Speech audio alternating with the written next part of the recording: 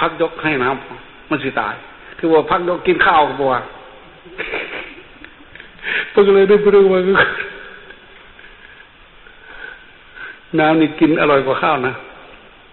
อาหารควรจะซื้อจานละ1 ล้านกินอิ่มไหมถ้าไม่ได้กินน้ำอีเลยมองน้ำบะหมี่น้ำที่บอกคือเมื่อกี้ก็แท้ๆแล้วมันก็พูดน้ำเป็นรสที่อร่อยที่สุดจริงๆเลยแต่อร่อยเหมือนรสของความจริงไม่ใช่ว่ารสแห่งสัจจะคือรสแห่งความจริงย่อมเป็นรสที่อร่อยที่สุดถ้าพูดความจริงมันอร่อยนะเป็นอย่างนี้ได้บุญทั้งวันคืนสูตรนี้ดีมากๆนะเพราะเลยมาแสดงรวมๆที่นี่กันแรกจากการแสดงทำสูตรนี้วันนั้นเราประสบเนี่ยที่นี่เลยขยายขึ้นเพราะความไม่ประมาทได้ทีแล้วก็ปลูกปีแรกโอ้ยมันยากมากป่าหญ้าคอมมิวนิสต์มันลามไม่มีเครื่องมือมีรถถ่ายล้างๆคันเดียวที่บริจาคมาจากเมืองบนเพื่อตัวนี้เปิดหญ้าให้ท่านดีบุดีคนตัวดำๆไม่ใส่รองเท้าเลยตีนเปิดหญ้าหาต้นไม้ที่ปลูกมันไปเห็นหญ้าทมตอนเล็กๆเท่าเส้นฟางมันอ่อนไปตามหญ้าเลยมันไม่นึกว่ามันจะใหญ่โตได้ขนาดนี้เปิดออกดีแล้วก็ถางแต่งตอดหัวเราโผล่อยู่เบิดมือจะนั่งกับตอนนาตอตาเนี่ยพอดีแห้งพออย่างนี้คือทำอะไรพวกรุ่นโบราณนี่ท่านสมพรในรุ่นโบราณมาน้ำกันนะมันหัวใจทรงๆเนี่ยหัวใจพลาสติกทำมันเป็นเล่นนะเราไม่ประมาทได้ประโยชน์คนได้ประโยชน์ด้วยนี่คือความไม่ประมาทมันได้ประโยชน์อปมัตโตอุโภอเถอธิกันให้ปริโตบุคคลผู้ไม่ประมาทย่อมถือประโยชน์ได้ทั้งสองประโยชน์ตนประโยชน์ผู้อื่นประโยชน์บ้านประโยชน์เมืองประโยชน์พระบาศาสนาประโยชน์ชาตินี้ประโยชน์ชาติหน้าประโยชน์ตายให้เกิดตามไม่เห็นอยู่ที่ความไม่ประมาทพระโจสูงสุดคือพระนิพพานก็อยู่ที่ความไม่ประมาททีนี้ในความไม่ประมาทนี่มันจะได้รวบรวมหมดทุกอย่างที่เราสวดมาเมื่อกี้ธรรมปริยายคาถานะมันจะมีจดใครไม่เสร็จมันโยสามตอนแรกบอกว่าย่อมถือประโยชน์แห่งตนในโลกนี้ไว้ได้โดยแท้ได้เพราะอะไรทำ5 ประการที่ทำให้ถือเอาได้ประโยชน์ตัวนี้เน้นมากในพระไตรปิฎกตัวเด่นมีชื่อหลายชื่อทำ5 ประการเนี่ยชื่อหนึ่งว่าสังขารูปปฏิธรรมทำมันไปสู่ความสำเร็จได้ทุกอย่างถ้ามีทำ5 ประการเนี่ยนั่นถ้าทำ5 ประการนี้จะไปไม่ได้ถ้ามีความประมาทมีอะไรที่เราสวดมาที่ทำไม่ได้ประโยชน์สารมิเทวะตโนถือประโยชน์แห่งตนในโลกนี้ไว้ได้โดยแท้จำได้ไหมสทายาสีเลนะทำไมที่บอกเปิดหนังสือเราไปไหนตามหนังสือเทเอาไว้จะกดนี่คือจุดไขไม่ผลิตอยู่ในธรรมปริยายคาถาสวดจนเหนื่อยก็ถ้าไม่สังเกตมันก็ไม่ได้นะไม่เข้าใจต้องอธิบายซ้ำแล้วซ้ำอีกนี่มันสำคัญอีกตอนหนึ่งตอนนี้ตัวสำคัญอีกหนึ่งลักษณะพิเศษอีกหนึ่ง characteristic of Buddhism อย่างหนึ่งลักษณะพิเศษของพุทธศาสนาอีกอันหนึ่งมันควรจะจับเอาเรื่องลักษณะพิเศษของพุทธศาสนามาพูดกัน1 ภาษาน่าจะได้ประโยชน์มากลักษณะพิเศษอีกอันหนึ่งของพุทธศาสนาเนี่ยคือมองปัจจัยภายนอกภายในมาประสานผสมกันแบบบูรณาการ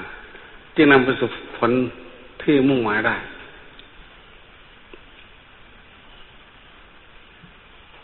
ในพุทธศาสนาของเราที่เรียกว่าอริยมรรคมีองค์8หรือว่าตัวพรหมจรรย์มันมีอยู่7มีอยู่8 อันเมื่อเรื่องแล้วเป็น3ในจำนวน8 อันนั้นมีอันเดียวก็พอเหมือนรถไฟจากอุดรกรุงเทพจากกรุงเทพตรงนั้นก็โลกก็ตามมันตัวสำคัญตัวของมันคือหัวจักรมันจะลากตู้โบกี้มันไปถึงถ้าหัวจักรมันไม่ตกรางลูกมันก็ไม่ตกถ้าหัวจักรมันตกลูกมันตกหมด ตายไปด้วยกันถ้าสัมมาทิฏฐิเกิดขึ้นสัมมาสังกัปปะก็วิ่งตามหลังเป็นโบกี้สัมมากัมมันตาสัมมาวาจาสัมมาอาชีวะสัมมาวาจาโมสัมมาสติสัมมาสมาธิทั้งเจ็ดจะวิ่งตามลำมันยาวนั่นอย่างปัดรถไฟขันหัวแม่มันตกล่างไปจะไรไปไงพันยมุนลูกมันสิอะไรมันเดียอะไรบอกตายวัดตกล่างสำคัญที่สุดคือสมาธิถ้าเราสร้างสมาธิขึ้นมาได้สุดสิ่งเหล่านั้นจะตามมาสมบูรณ์บางทีพระญาของเราทั้งสองง่ายๆนะไม่ได้พูดมากสัมมาทิฏฐิสมาทานังสัพพทุกขังอุปจจคุงปากแน่ถ้าสมาทานถึงพ้นด้วยสมาธิแล้วจะพ้นจากทุกข์ข้างบนป่าไปโน่นบางทีเอาฝ่ายตรงกันข้ามมิจฉาทิฏฐิสมาทานังสัตตังฆัจฉติทุกขติถ้าถืออมิจฉาทิฏฐิเห็นผิดแล้วถ้าจะไปสู่นรกไปสู่ทุกขติพุทธะย้อนกลับมาอีกทีนึงสัมมาทิฏฐิสมาทานังสัตตังฆัจฉติสุขติเมื่อถึงพร้อมด้วยสมาธิแล้วสัตว์นั้นจะดำเนินไปสู่สุขติแน่สมาธิมีอยู่สองชั้นนะสมาธิระดับหนึ่งนำไปสู่โลกุตระสุภนิพพานระดับหนึ่งนำไปสู่สวรรค์มีบุญเป็นวิบากมันยาวอยู่เรื่องนี้ตอนนี้ท่านผู้รู้รับว่าหัวหน้ามันคือความเห็นถูกต้องแต่ทำยังไงจะมีความเห็นถูกต้อง right understanding มีความเข้าใจถูกต้องทำยังไงต้องมองไปที่ปัจจัยของมันทั้งสองภายนอกภายในปัจจัยภายนอกที่จะนำให้เกิดสมาธิหนึ่งจะไว้บ้างก็ได้ปรโตโคสะอิทธิพลเสียงจากภายนอกจากบุคคลอื่นมีผู้บอกผู้สอนจะเราฟังกันอยู่เนี่ยที่เรียกว่าปรโตโคสะปรแปลว่าอื่นโคสะเสียงจากผู้อื่นจากอะไรบอกให้ยังไม่พอนี่เป็นปัจจัยภายนอกตัวภายในไม่มีถ้าจะให้มันเจริญต้องมีตัวภายในกัลยาณมิตรไม่ใช่โยนิโสมนสิการสัมปทาถึงพร้อมด้วยโยนิโสมนสิการคิดเป็นพอแล้วคิดไอ้ที่ผมพูดอยู่ในขณะนี้ถ้ามันปริยายคาถาในสวดมาสวดทั้งปีละคิดออกมาแบบมีตัวสำคัญอยู่ตรงไหนตรงนี้3 จุดที่เป็นคำว่าสติและจุดสุดท้ายที่มันจะเป็นตัวนำไปสู่ความสำเร็จคือความไม่ประมาทถ้าเรามีเป็นโยนิโสมนสิการสวดไปด้วยคิดไปด้วยคุ้นคิดไปจำไปด้วยคิดแล้วจะเข้าใจตลอดสายโยนิโสวิจิเนธัมมังปัญญายถรรมวิปัสสติ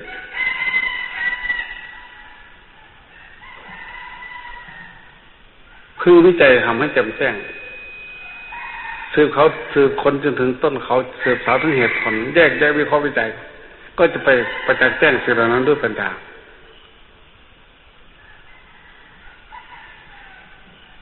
จุดหนึ่งที่จะทำให้เราเที่ยว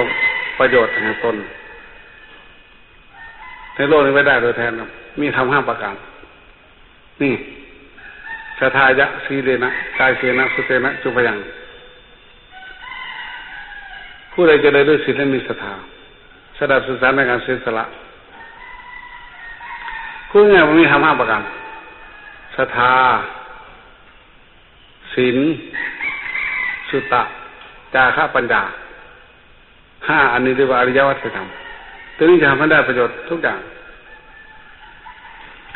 แต่ยังไม่พอนะตัวทั้ง5นึงจะเจริญขึ้นมาได้รับประโยชน์ต้องอาศัยของไม่ประมาทนู่นสุดท้ายตรงสัพพังสัมปาปัญญาประมาณเทนะสัพพทาติกิจทั้งสิ้นนึงจะพึงบริบูรณ์ได้ด้วยของไม่ประมาทเท่านั้นแหละถ้าประมาทมันก็เตสักบุวัตโมสุโขนอนแม่งตัวนั้นแหละมันสมุสุโขโพดเธอแกว่าจะไปจะบุญเดียวกันแล้วทุกโมสุโขโน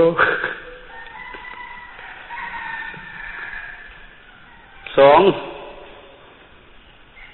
การวางเฉยในสังขารจะได้สูงขึ้นมานะสูงขึ้นมานะย่อมเป็นการดีสามสำคัญที่สุดยิ่งเป็นการดีการเข้าไปดับสังขารจะได้ยิ่งเป็นการดีนะแต่สังขารไม่ใช่ตายนะเห็นไหมที่เราสวดอานาปานสติเมื่อต้นนึกว่าปัสสาวะอย่างจิตสังขารังปัสสาวะอย่างกายจะสังขารังยังกายสังขารให้เรางับยังไม่ใช่ดับยังจิตสังขารให้เรางับพอเรางับได้มันก็ดีแล้วถ้ามันดับเลยเนี่ยยิ่งดียิ่งดียังไงขาดสังขารดับอื่นก็ดับตาม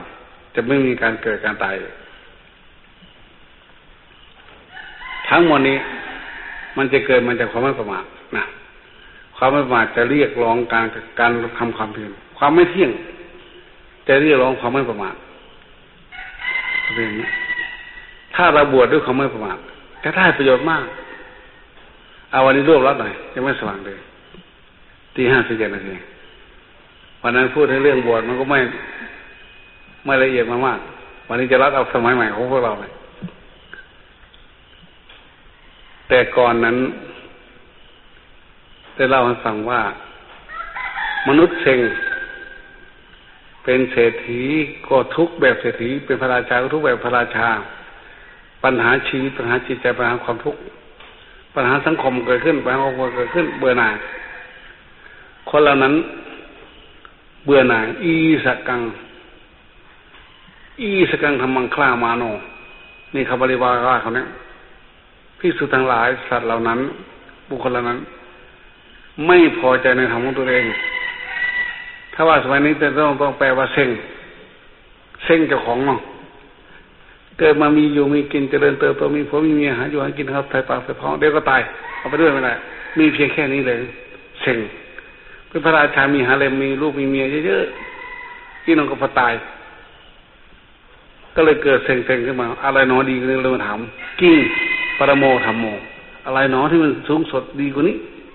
หาในบ้านไม่ได้ไปหาในป่านี้ออกจากบ้านไปหาในป่าไปคิดค้นไปคิดหาถามตัวเองว่ากิ้งโซหิปรโมธรรมโมกิ้งไปกี่มาครับนั่งจะบ่ได้แถวหนวดจะหนวดยาวว่าฤาษีหนวดยาวสอฤาษีหนวดยาวคนเหล่านี้มีชื่อว่าฤาษีมันยังเป็นภาษาสันสกฤตถ้าบาลีเรียกว่าอิสิแปลว่าผู้แสวงหาจะมีเป้าหมายจะไม่มีจุดยืนยังแสวงหาจะงงสาวๆไปอยู่ในป่าไปแสวงหาไปถามใจตัวเองว่าอะไรเนาะที่มันดีกว่ามีลูกมีของมากๆมีอำนาจมากๆมันดีกว่านี้มีไหมที่ใจไม่ต้องเรามีถามไปทำมายุงกินหัวอยู่ในป่ายุงกินมันมีมุ้งนะสมัยก่อนเอาไฟมาก่อไล่ยุงก็นั่งคิดต่อไปเขายุงกินมากขึ้นก็เห็นว่าโอ้ไฟมันออกก็ดังก่อไฟต่อก็เลยเกิดเป็นฤาษีตาไฟคือตากับกองไฟที่มันจ้องกันด้วยกันมันคิดไปมันก็เลยกลายเป็นชัดเจนเป็น meditation เป็นสมาธินะหลับตาเห็นกองไฟลืมตาเห็นกองไฟพอเพ่งไปเป็นไฟลุกนี่ฤาษีไฟเกิดมาก่อนพอยังมีสมาธิหน่อยเพ่งปั๊บก็เห็นกองไฟลีมับเป็นสมาธิเขาเป็นสมาธิฤาษีตื่นเต้นออกจากสมาธิมันตื่นเต้นโอ้หนอโสหิธรรมโมอิสินังทิทัชโชอิสินังทัชโชสะธรรมอิสินังทัชโชโอ้นี่คือธงชัยของเราผู้แสวงหาธงชัยของฤาษีคือความสงบแห่งจิตเนี่ยเขาถือว่าชัยชนะเขาแล้วเขาได้ฌานแล้วไม่ใช่ชนะตอนนี้ผมมีฌานแล้วก็ดำดิ่งเพลิดเพลินเย็นมีความสุขพอเห็นสัตว์ผสมพันธุ์กันในป่าก็เกิดเซนซิทีฟขึ้นมาอีกแล้วอ้าวลุกขึ้นมาอีกแล้วไอ้กิเลสปัญหาตายยังไม่ชนะได้เว้ยใช่ไหมก็หาวิธีผูกจิตมันไม่อยู่เราไม่ผูกตอนที่เห็นมาใหม่จะเป็นฤาษีนะตอนที่หาเป็นฤาษีพอพบก็เรียกว่าฤาษีมีชัยชนะเรียกว่าอิสินังทัชโชเป็นธงชัยของพระฤาษีแล้วคือสมาธิเนี่ยมันยังไม่เป็นสมาธิที่ชัดเจนมันยังไม่เป็นสมาธิไม่หลุดผมกิเลสมันจะมีเจ้าเมื่อหินทับยา พอมาจากสมาธิไปหาผลหมากล่างไม้กินหิวเว้ยหากินผลหมากล่างมาไปเห็นสัตว์มันผสมพันธุ์กันฤาษีก็เกิดreconciliation เทิร์นแบ็กไปสู่อารมณ์เก่าเกิด high sensitive ขึ้นมาบ้าเอาไปอยู่เลยไปดิเอาไปอยู่สมาธิก็หายสติก็หายไปเอาไม้ไปผูกสมาธิไปก่อไฟดูเพ่งจ้องดูกองไฟบางทีก็ไปนั่งเพ่งจ้องดูน้ำให้จิตมันอยู่กับน้ำก็เลยเกิดผูกนี่เขาเรียกว่าผูกจิตไม่ให้มันไปตะเลยไปเบิ่งการผูกจิตเรียกว่าโยคีหรือโยคาวจรจะมีชื่อว่าโยคีจากฤาษีแล้วมาเป็นโยคีวิวัฒนาการของนักบวชนะครูอะไรก็มันจงไว้มันแจ้งลงมาอีกแล้วจากโยคีแล้วเป็นอะไรครูแล้วผูกดูแล้วเก่งนะเก่งผูกติดกับน้ำเป็นฤาษีน้ำผูกติดกับไฟเป็นฤาษีไฟพอจิตใจหวั่นไหวเพ่งปั๊บเห็นไฟมันเป็นอุคหานิมิตมันเป็นปฏิภาคกับปึ๊กไปจะให้ไฟไหม้ตัวไหนเพ่งไปไฟลุกวาบฤาษีน้ำเพ่งมันก็เป็นน้ำนี่จิตมันติดกับน้ำเพ่งดินให้ดินเป็นน้ำก็ได้ให้ดินเป็นไฟก็ได้แปลงให้น้ำเป็นเหมือนดินกระต่ายล้างน้ำไปเดินบนผิวน้ำได้ลิเตอมามุดลงไปในดินคือฤาษีน้ำเพ่งน้ำจะติดตัดมาเพ่งในดินเป็นน้ำมุดลงไปดำดินนี่ดำดินลงไว้ทีนี้ฤาษีก็ร้อยวิชาไปต่อสู้กันแบบเศร้าหลินนะพอร้อยวิชาครั้งแรกก็ไปโฆษณาตัวเองบินเหาะเหินเรืออากาศไปในบ้านไปแสดงในฤทธิ์ในบ้านดีมุดดีที่มันในหมู่บ้านในเมืองชาวบ้านก็เลยตั้งชื่อมันว่าสิทธาฤาษีโยคีสิทธาเป็นผู้สำเร็จเขาตั้งชื่อให้ผู้สำเร็จก็เลยดังใหญ่เลยได้เด็กก็มีสิทธาตัวสองสิทธาตัวที่สามเอาอะไรกิเลสสิทธาขึ้นมาอีกแล้วทีนี้ไม่ใช่ตัณหาเท่านั้นมันเป็นมานะคือถือตัว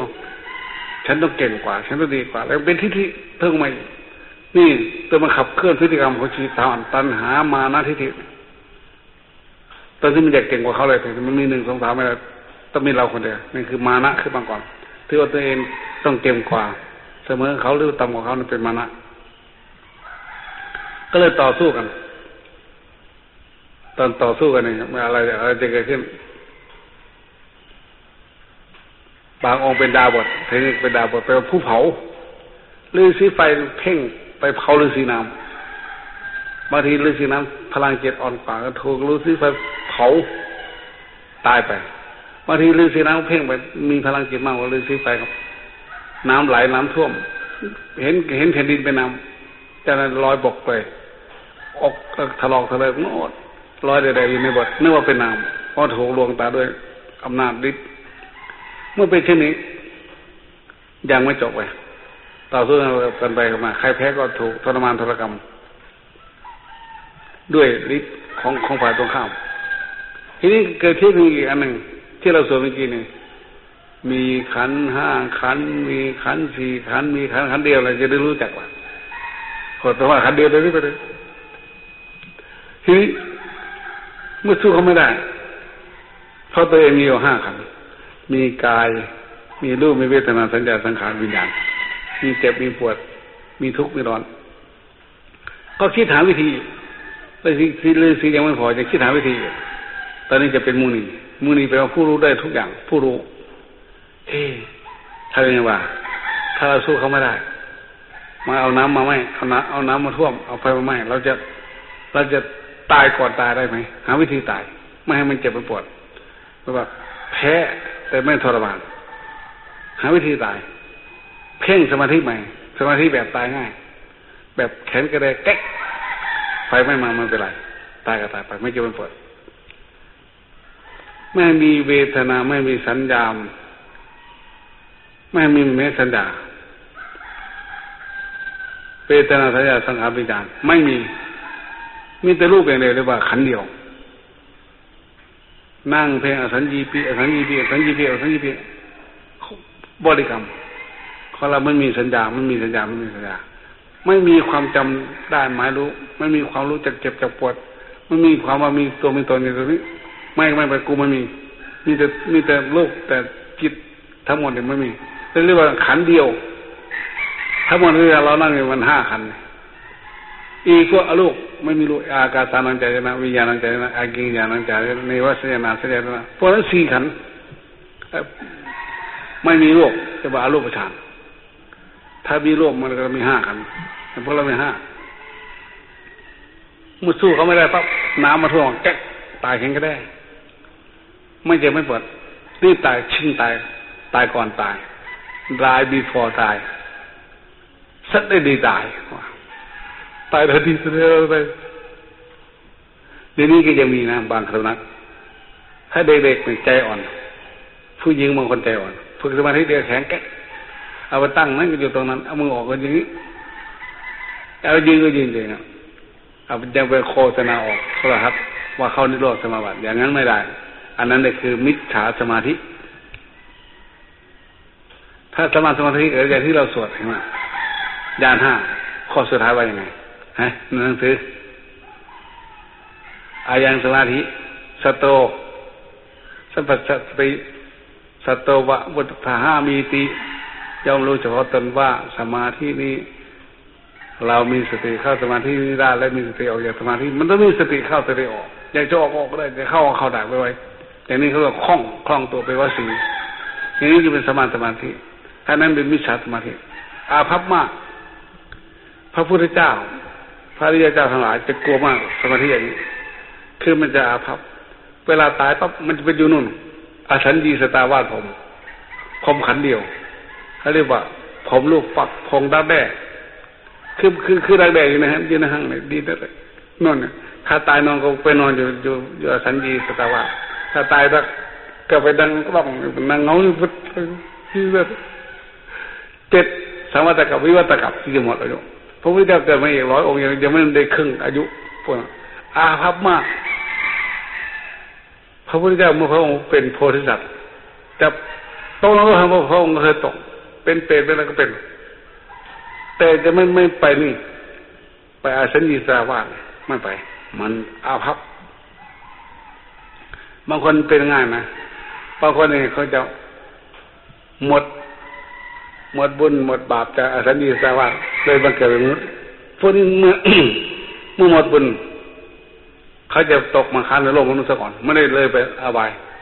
มาที่จะมาสร้างสรรค์ใหม่ดีกว่าเราที่นี่เมื่อตกยอดไม้ตกมันจะมาค้างเครือจะไม่ถึงดินพวกตกเรื่องจากพรหมเนี่ยจะต้องมาเกิดค้างมนุษย์ซะก่อนครั้งหนึ่งตั้งหลักใหม่ถ้าพบกัลยาณมิตรหรือพบครูบาอาจารย์ก็จะพัฒนาไปในทางที่ดีถ้าไม่พบก็จะมีฌานอย่างเก่าเป็นวาสนาอยู่ถ้าไปนั่งสมาธิแข็งก็ได้เอามือออกอยู่ที่เอาไปนั่งไว้นั่งอยู่หันเบิดมือแดดเผาหัวฉันรถมากกลางถนนในแลนนี้ก็ไปนี่เหยียบหัวตายแล้วไม่เป็นประโยชน์ทั้งทางโลกทั้งทางธรรมไม่เป็นประโยชน์ตรงประโยชน์ผู้อื่นสมาธิเองเรียกว่ามิจฉาสมาธิอันนี้คือพวกนักบวชรุ่นเก่าใครรุ่นใหม่ก็จะมีอยู่ลูกหลานมาจากวาสนาพาไปมาแล้วมาถึงนักบวชรุ่นนี้ไปแต่ไปเมื่อพระสัมมาสัมพุทธเจ้าและสัตว์ตรัสสัมมาสัมพุทธเจ้าวางพระศาสนาไว้แล้วก็ขจรกระจายไปทั่วโลกเมื่อถึงสมัยพระเจ้าอโศกก็ทรงพระไปทั่วเผยแพร่มาถึงบ้านเราพ.ศ. 235ก็มีพระเกิดขึ้นรุ่นแรกๆที่นี่เป็นพระเขาเรียกว่าโสนนิกายหมู่พระโสนอุตตรที่นำพุทธศาสนามาสู่สันนิภูมิถ้าใครยังไม่ได้เปลี่ยนเป็นนิกายนะก็ชื่อว่าโสนนิกายนั่นแหละกลางเดิมกลุ่มนี้เป็นระบบพัฒนามาถึงขั้นเป็นระบบคือพระสัมมาสัมพุทธเจ้าเกิดขึ้น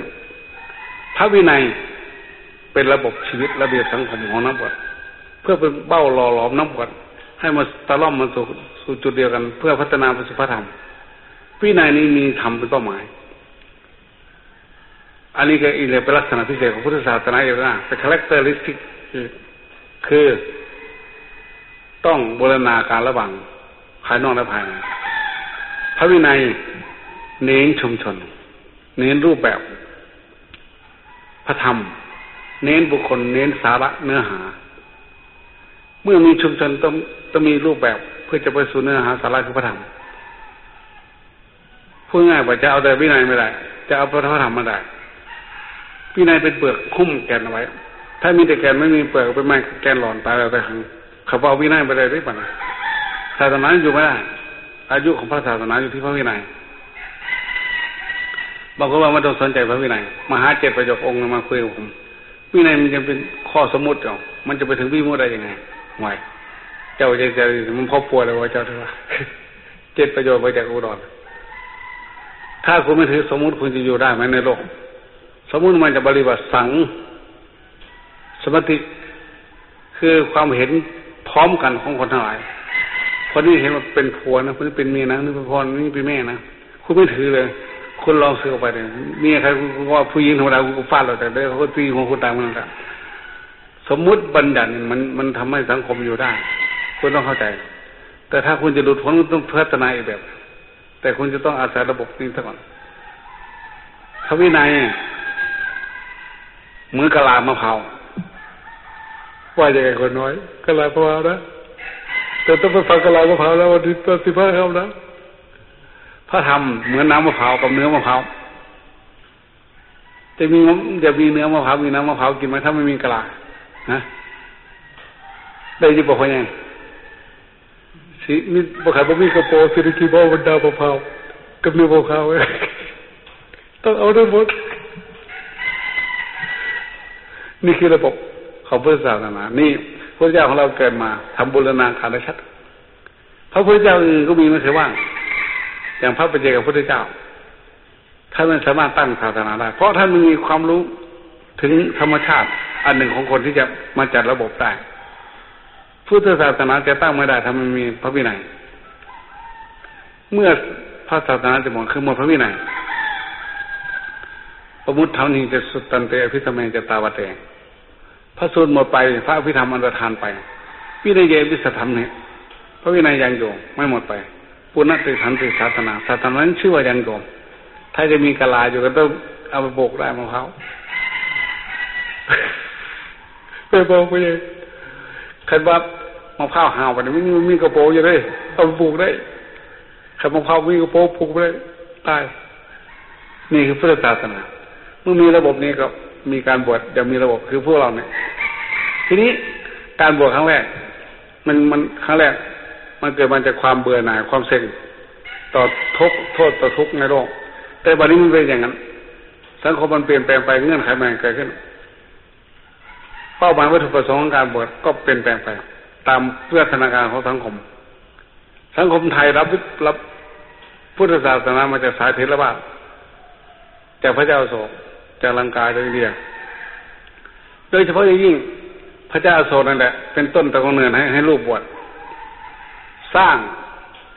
เจดีย์ 84,000 เจดีย์สร้างวัดสร้างวิหาร 84,000 วิหารบรรจุพระสารีริกธาตุใหม่ 84,000 เจดีย์ฉลอง7 วัน 7 ปี 7 ปี 7 เดือนนี่ว่าตัวเองจะได้บุญมากไปถามพระมหาเถระมีชื่อว่าติสสะโมคคัลลีบุตรลูกอีน่าลูกอีน่าโมคคัลลีเขาเป็นบ้าเขาได้ตีปากกันเต้นไปซื้อลูกบอกซื้อแม่ละพ่อในพระเวทนั้นเป็น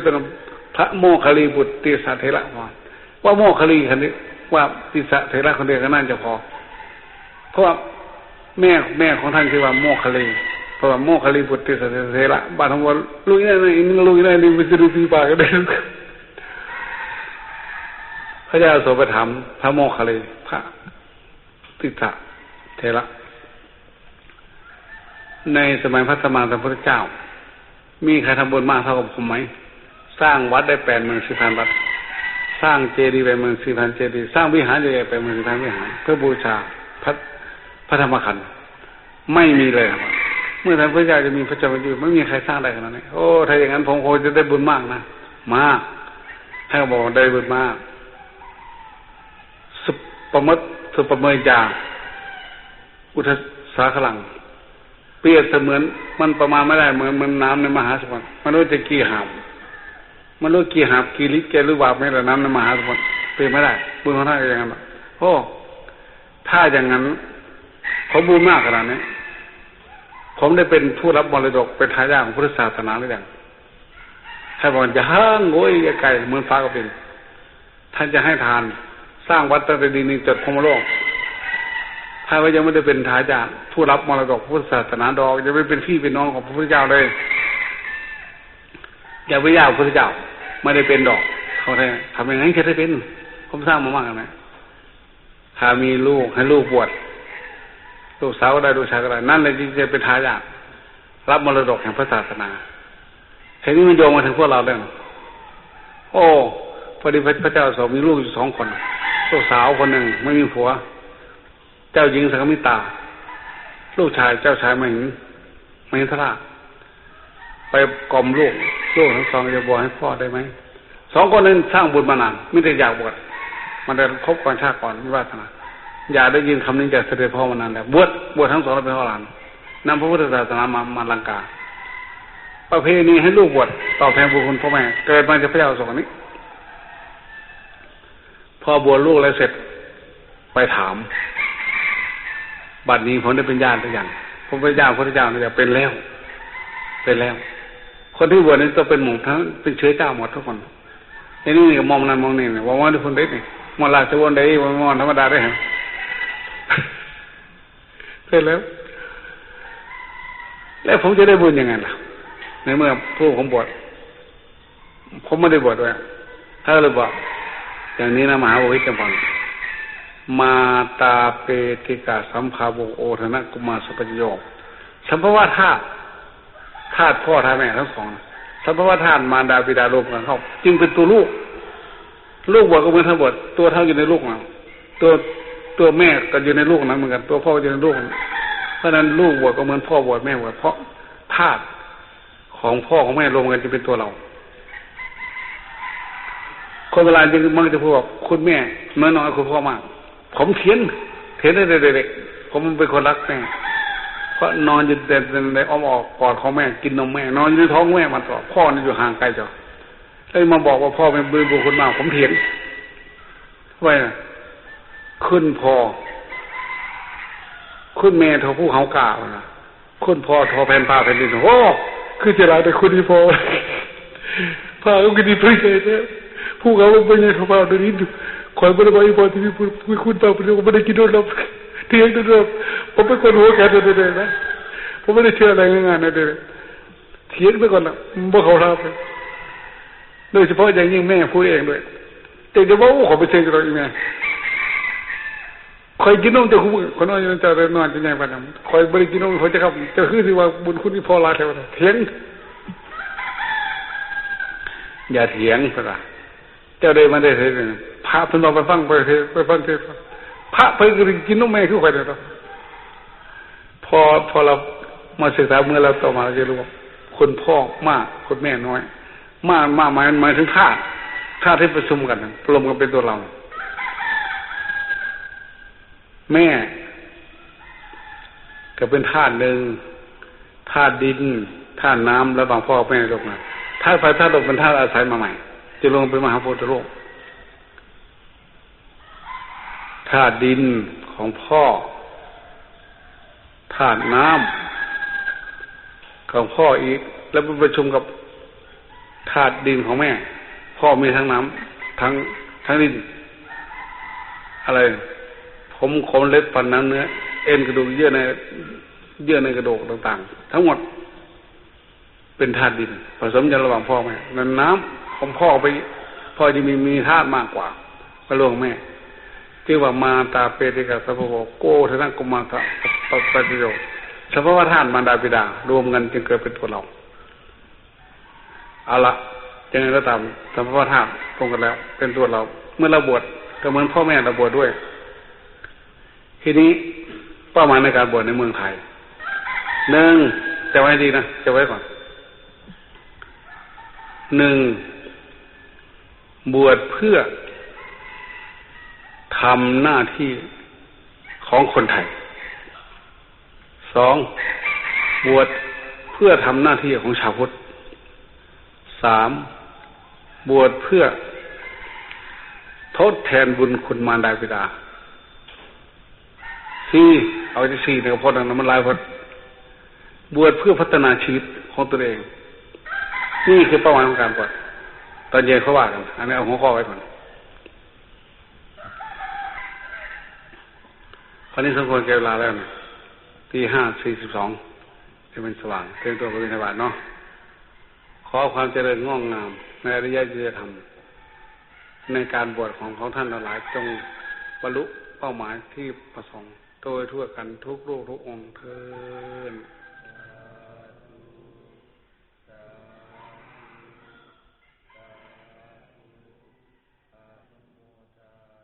สาธุถ้าไม่ประมาทก็ได้ประโยชน์